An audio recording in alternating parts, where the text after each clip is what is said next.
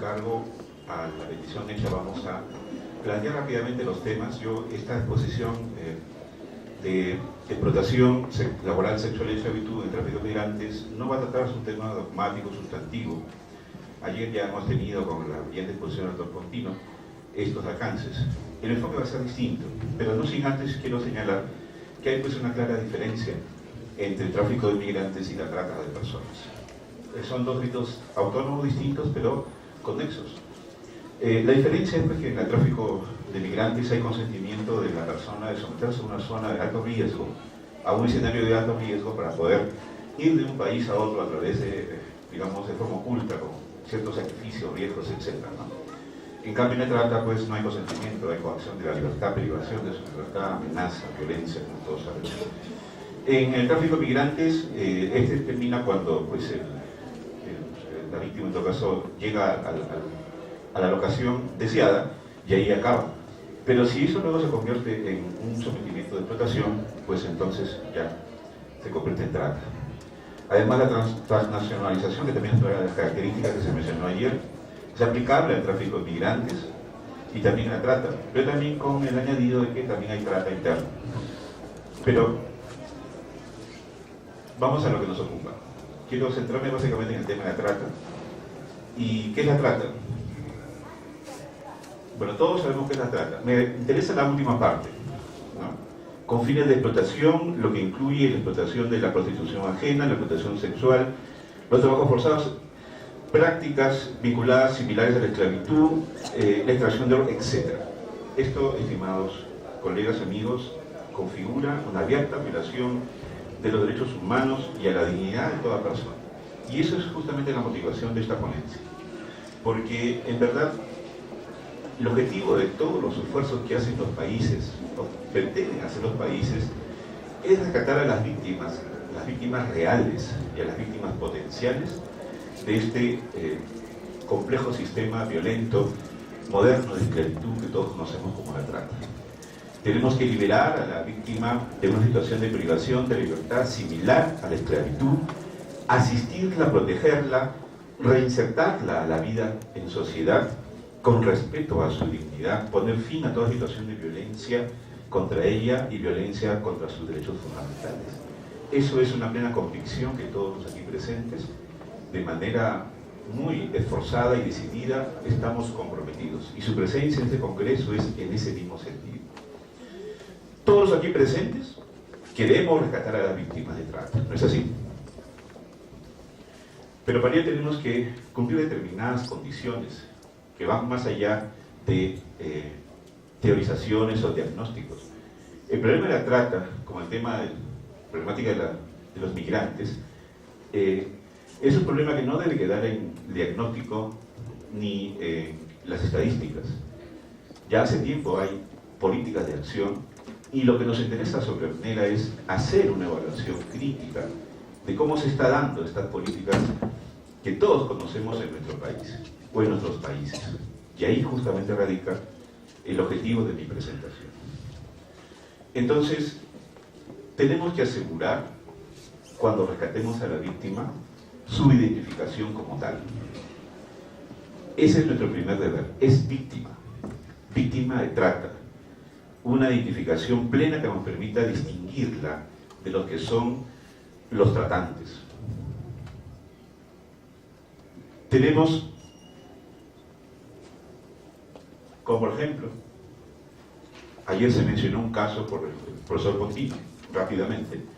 La regente de este lugar donde se hacía la prostitución de alto nivel, ¿no? era también de la misma nacionalidad que las víctimas, pero no se dio mayor información.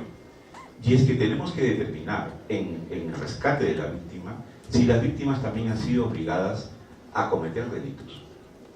Y ese es un tema, un compromiso que nace justamente de este esfuerzo de hacer el verdadero rescate de la víctima, porque también hay víctimas que son condicionadas a formar parte, a ser parte del proceso de trata. Tenemos que, en ningún caso, anteponer el interés de la investigación y la recolección de pruebas en contra de la dignidad de la víctima, porque si no, poco será el esfuerzo de devolverle pues su dignidad. Tenemos que en ningún caso la persona sospechosa, ¿no?, en ningún caso podrá disponerse su detención como sospechosa a la víctima, por más que la hayamos encontrado haciendo parte de la labor de los tratantes. Esto también es un compromiso que tiene que ver con la correcta y clara identificación de la víctima.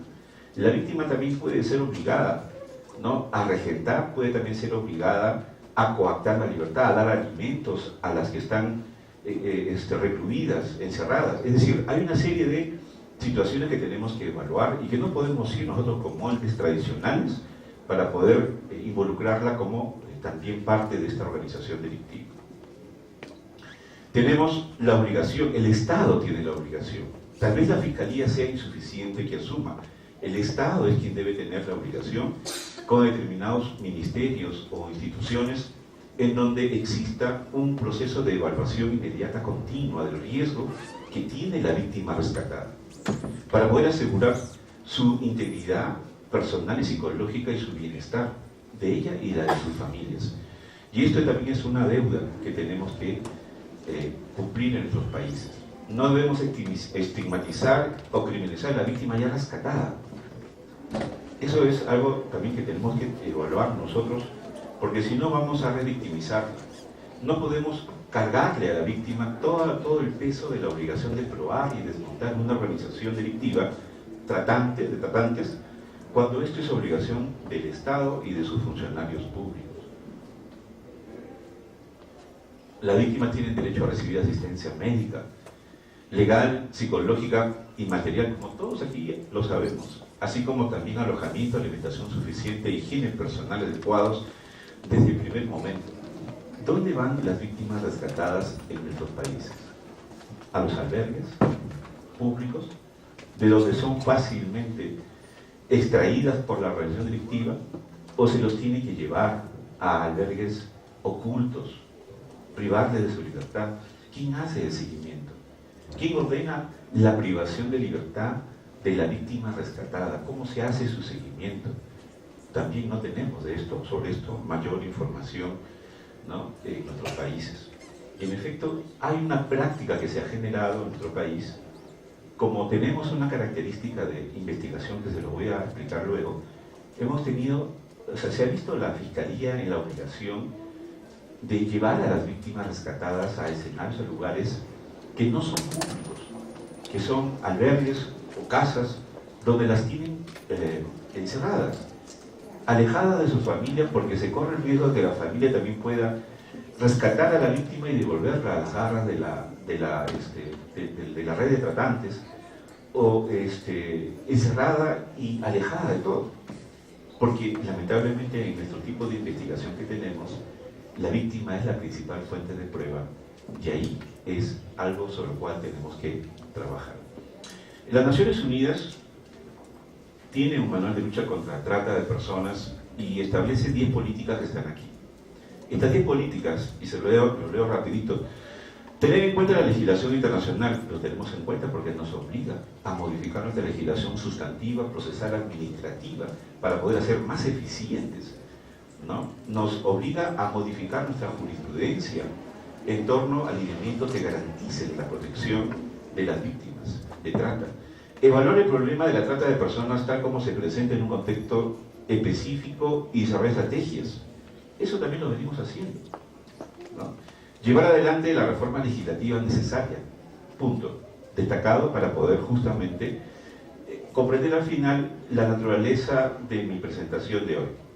Llevar adelante la reforma legislativa, eliminar todos los obstáculos de cooperación internacional, elaborar y llevar a efecto procedimientos y prácticas eficaces judiciales y de aplicación de la ley. Otro punto que también hay que destacar como una de las políticas que tenemos que aplicar. Establecer medidas para facilitar la identificación de las víctimas de trata, abordar la cuestión de la situación de las víctimas de trata en materia de inmigración, ofrecer protección y asistencia eficaces. Otro punto que también sigue siendo un déficit en nuestros países.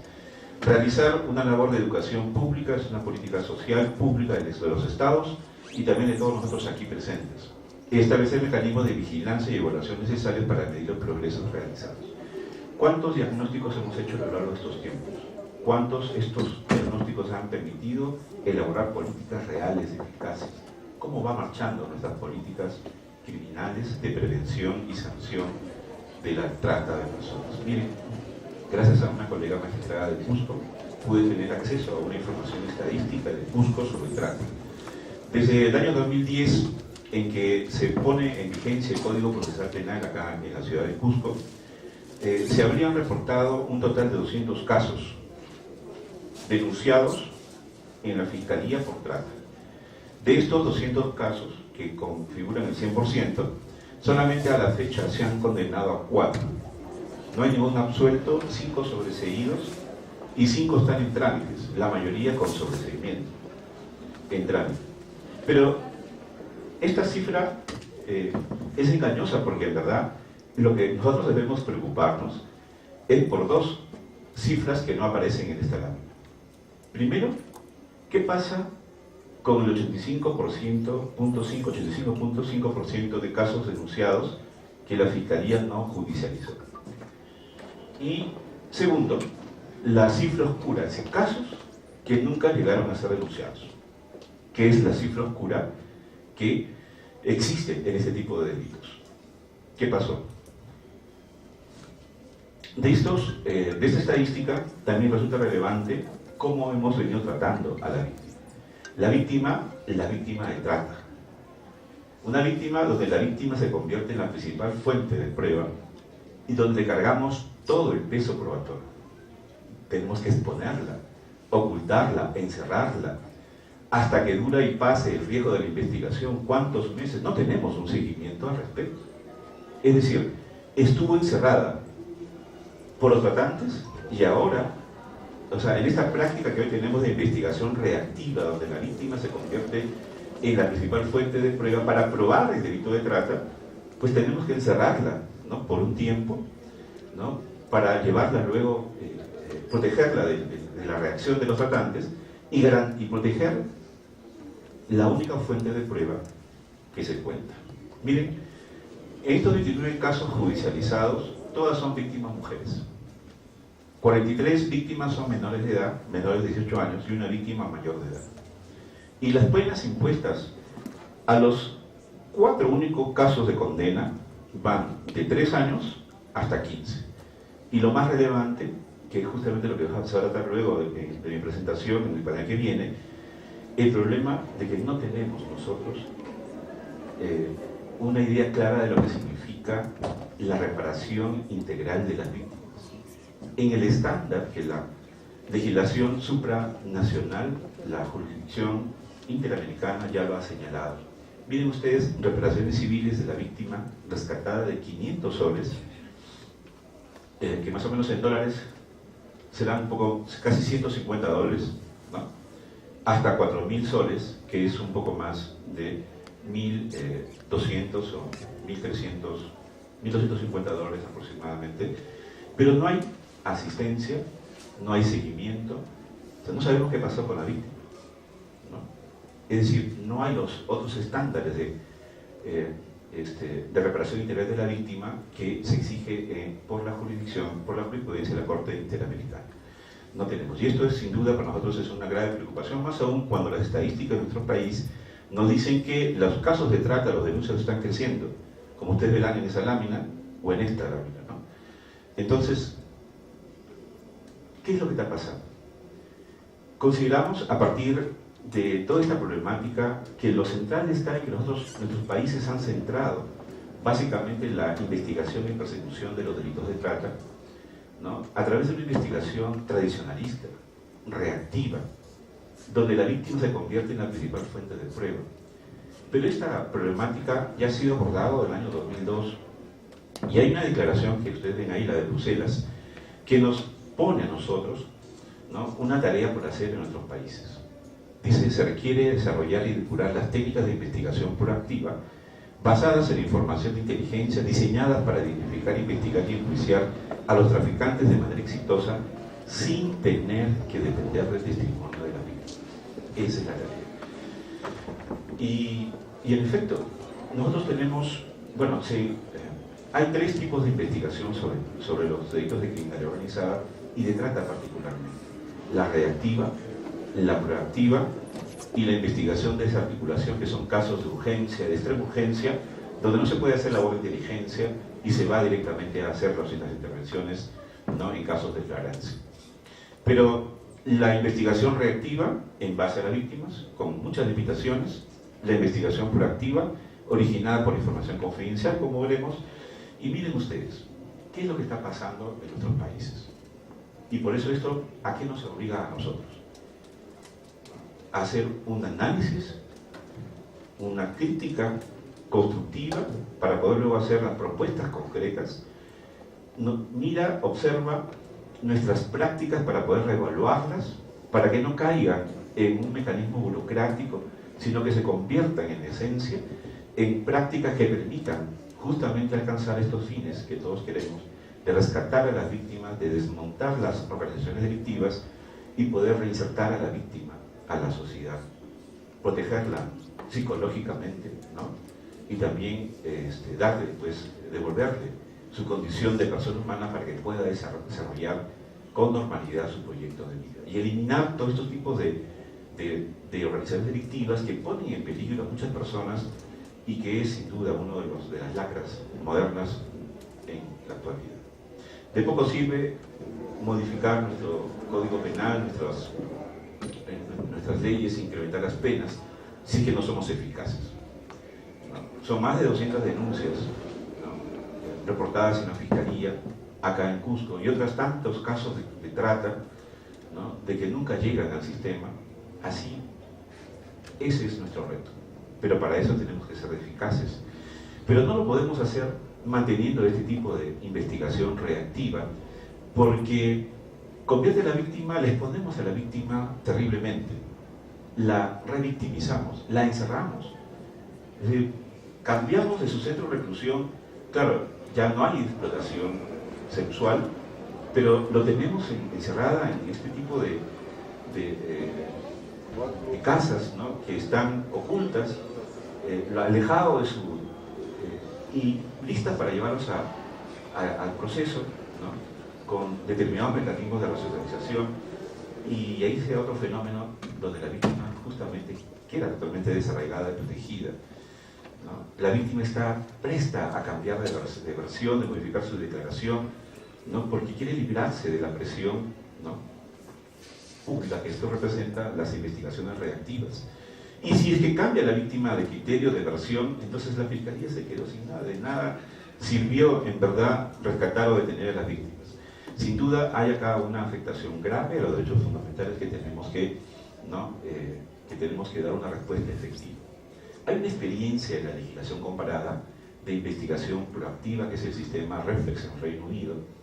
Una investigación, un sistema basado en labores de información de inteligencia, y que es algo que nosotros tenemos que indagar, investigar, ¿no?, porque son recursos económicos del Estado que faltan. Pero aquí los recursos de inteligencia, porque todo país tiene su central de inteligencia, tiene recursos económicos.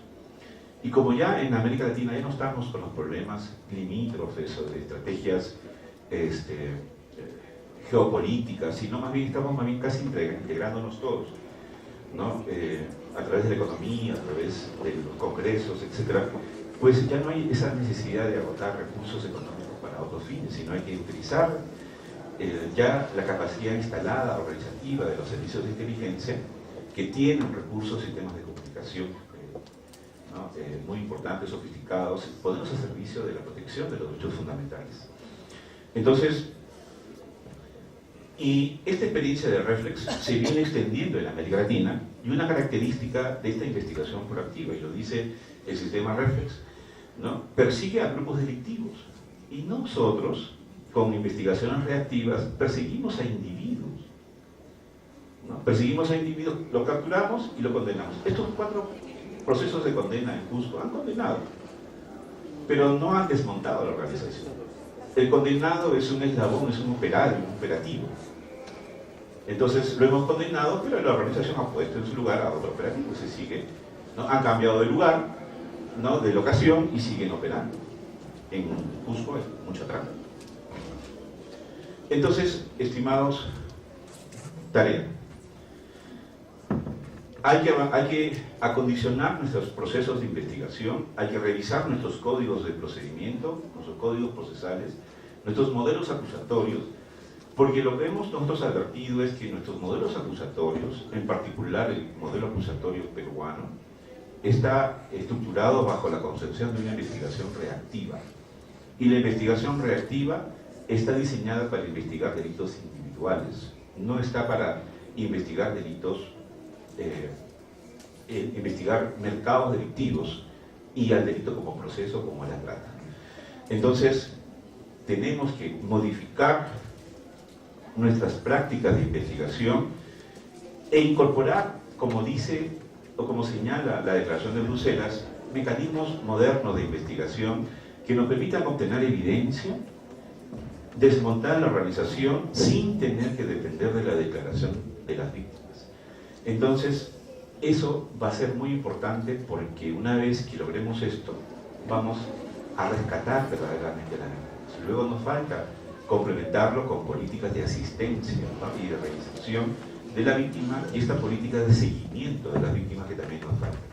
Tenemos que desplegar la inteligencia para poder recolectar toda la información, todo como lo hace Reflex, ¿no?, toda la información disponible, transversal y horizontalmente todas las organizaciones en el país, asociadas con países vecinos, donde se conoce cuál es la ruta de la trata y de los migrantes, ¿no? Hay que potenciar la investigación financiera para poder ubicar dónde se guardan los dineros que vienen de este tipo de organizaciones para poder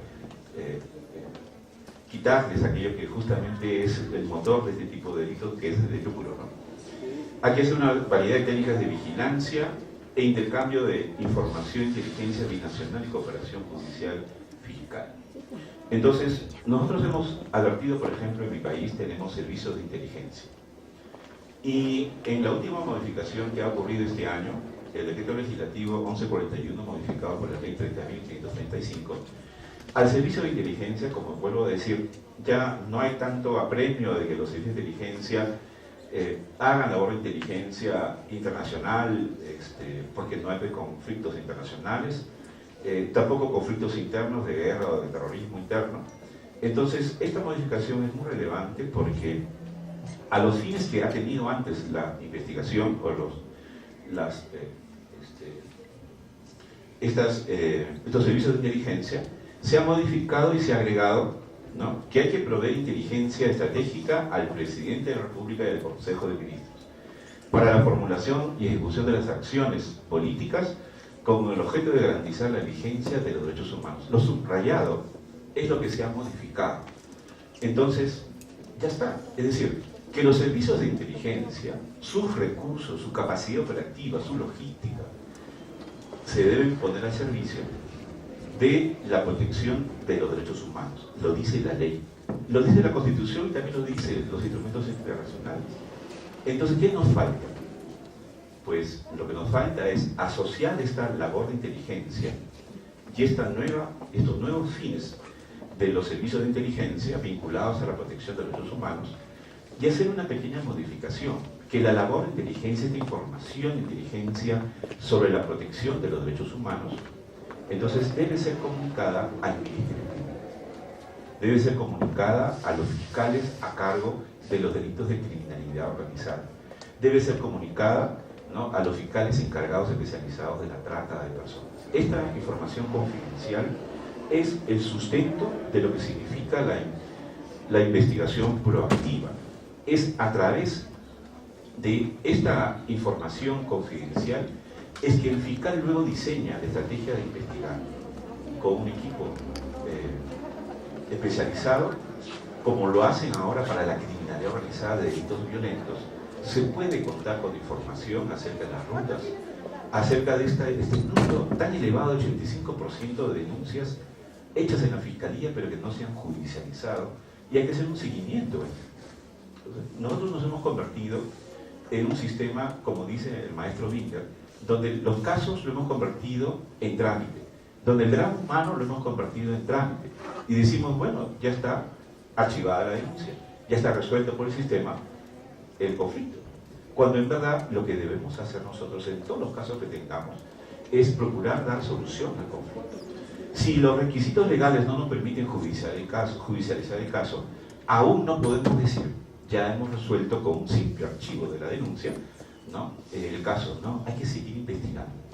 Hay que pasarlo esto a inteligencia, para que se haga un seguimiento de quiénes son las personas denunciadas, en qué lugares se ha hecho la intervención, de dónde viene la denuncia. Es que no tenemos una labor de inteligencia que pueda reunir toda esta información y pueda diagnosticar, pueda proveernos de datos, de información, de análisis, para poder establecer políticas de acción concretas. Yo creo, estimados colegas, que además de identificar en nuestros códigos procesales estas características de investigación reactiva, nuestro código procesal tiene que modificarse, ¿no? Entonces, no puede estar pensada solo para la investigación proactiva. Ya se dijo, en la recomendación de los planes de acción de las Naciones Unidas, hay que modificar las leyes. Entonces hay que incluir en nuestra investigación que los casos del Ministerio Público se inician, además por los motivos que todos sabemos, por información de inteligencia. Y además, teniendo la información que proviene de inteligencia, la información de las instituciones públicas y privadas, analizadas por inteligencia, le damos al fiscal el dato, ¿no? ¿Dónde está el mercado adictivo? ¿Por dónde se mueve el flujo de dinero, de capitales? ¿Quiénes son los clientes? Un dato muy importante, ¿no? ¿Qué días opera? ¿Cuántas personas son victimizadas en los lugares de encierro? Etcétera, para que el fiscal ya tome el caso y pueda, a través de las herramientas que tiene nuestro Código Procesal Penal y todos los códigos latinoamericanos lo tienen, labores de inteligencia, pueda pedirle al juez autorización para interceptación telefónica, hacer seguimientos, videovigilancias, contar con agentes encubiertos, etc. Y cuando ya se tenga toda la información recopilada, solicitar los allanamientos, registros, incautaciones y detenciones, y poder allí recién, ¿no?, en su momento, poder rescatar efectivamente a las víctimas, y lo más importante en este caso es recopilar toda la información probatoria relevante que permita acreditar la responsabilidad de los tratantes sin necesitar de la declaración de las víctimas. Ese es nuestro reto, ¿no? Terminando. Gracias. He hecho un poquito de esfuerzo para poder avanzar rápido, como ustedes han visto, pero ya me tocaron la tarjeta amarilla y por respeto vamos a terminar con lo siguiente, ¿no? Pero tenemos que allanar las dificultades de investigación, porque hay cosas que modificar en el Código Procesal. Por ejemplo, las acciones de inteligencia tienen que tener un solo estándar probatorio. Tenemos 3. Es decir, para interceptación telefónica el estándar es muy alto, como si fuese una prisión preventiva, y algunos jueces no se lo dan y estamos todavía en investigación preliminar. Esto es una modificación urgente, ¿no? El estándar tiene que bajar al estándar de levantamiento del secreto bancario, ¿no? No se puede pedir suficiencia probatoria todavía cuando estamos justamente indagando los elementos de convicción. Y como ustedes verán, esto es lo que acabo de explicar. Acciones de inteligencia, recopilación de información, golpe con los allanamientos, incautaciones y detenciones, todo esto promovido a través de una información de inteligencia que provenga de los servicios de inteligencia.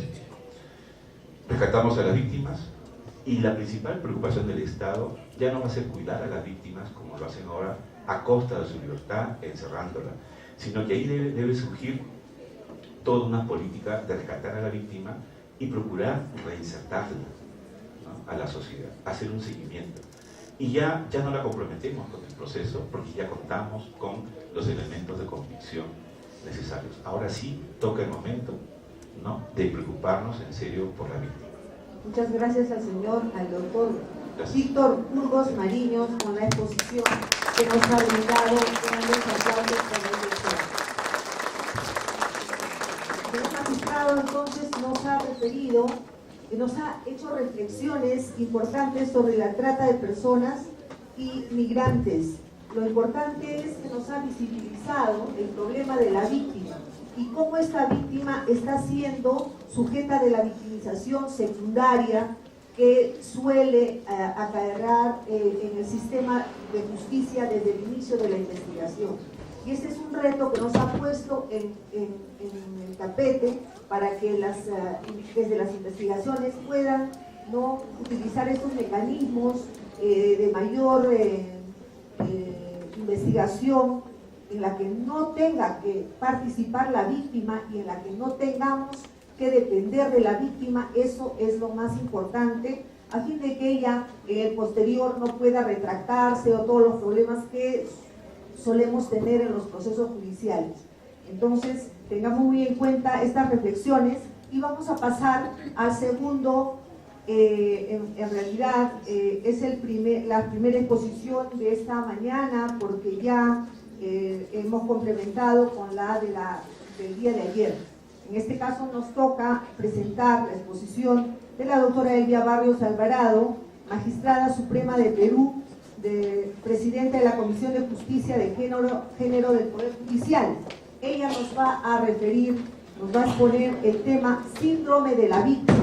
Doctora, por favor, tiene usted 30 minutos para su exposición y al final de esta segunda exposición vamos a poder responder a las preguntas que han efectuado tanto al doctor Mariño como a la doctora Elvia Barrios. Por favor, doctora. Doctora, dos palabras nada más. La doctora Elvia Barrios Alvarado, jueza suprema titular, miembro de la Sala Penal Transitoria de la Corte Suprema de Justicia de la República y presidenta de la Comisión de Justicia de Género del Poder Judicial. La doctora Elvia Barrios Alvarado de Perú se ocupa del tema síndrome de la víctima.